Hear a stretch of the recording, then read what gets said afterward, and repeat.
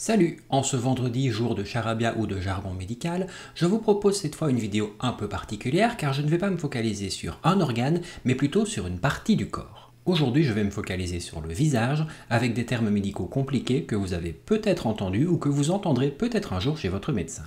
Voici les 5 termes compliqués que je vais vous expliquer aujourd'hui. Halitose, alopécie, teigne, xérostomie et glossodynie. On y va? Et on commence par l'halitose. L'halitose, c'est ce qu'on appelle en français la mauvaise haleine. Ce problème, il peut atteindre jusqu'à 50% de la population mondiale. Il n'est donc pas du tout rare et il ne faut pas du tout stigmatiser les personnes qui en sont atteintes. Les causes principales sont nombreuses, depuis la mauvaise hygiène dentaire, le problème digestif, une infection de la zone oropharyngée, ou également d'autres infections dont on ne pense pas spontanément, comme par exemple le diabète.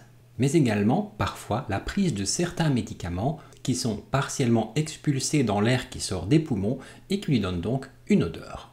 L'alopécie, vous avez probablement déjà entendu ce terme. L'alopécie, c'est la chute accélérée des cheveux ou des poils. Vous vous souvenez probablement des capsules quotidiennes que j'ai déjà réalisées sur le cheveu ou sur l'anatomie du cheveu.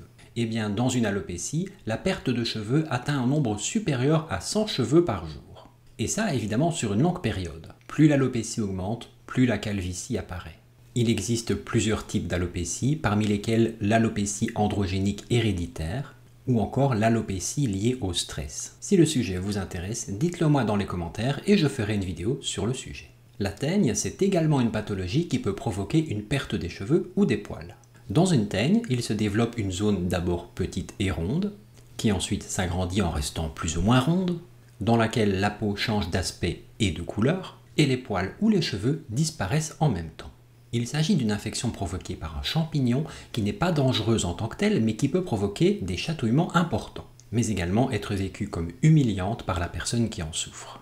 Et comme cette maladie touche très souvent les enfants à l'école primaire, il est important de pouvoir en parler en classe afin de ne pas provoquer un rejet de cet enfant par les autres enfants qui ne comprennent pas ce qui se passe. La xérostomie, c'est un mot vraiment compliqué, non? Et une fois de plus, en médecine, on utilise un mot qui semble compliqué pour quelque chose d'en fait plutôt simple. La xérostomie, c'est tout simplement la sécheresse de la bouche.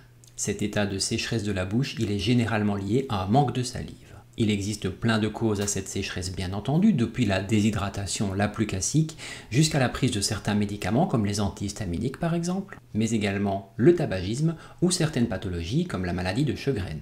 Le traitement de la xérostomie dépendra de la cause bien entendu et sera adapté en fonction des individus. Et enfin, la glossodynie, ça représente simplement une douleur de la langue.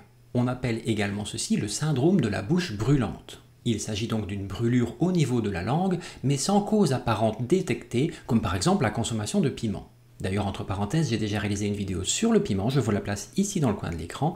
Allez la voir pour en savoir un peu plus sur le piment et sur la capsaïcine. Les douleurs de la glossodynie peuvent être augmentées par le stress et sont souvent soulagées par la prise d'un repas. Il est bien entendu important de consulter votre médecin traitant pour essayer d'avoir un diagnostic à cette glossodynie. Voilà, j'espère qu'aujourd'hui, encore une fois, vous aurez appris quelque chose. Si c'est le cas, n'hésitez pas bien entendu à me le signaler dans les commentaires ou à me dire s'il y a des mots que vous connaissiez déjà. Quoi qu'il en soit, passez une bonne soirée, on se retrouve dès demain pour une prochaine capsule quotidienne. Ciao!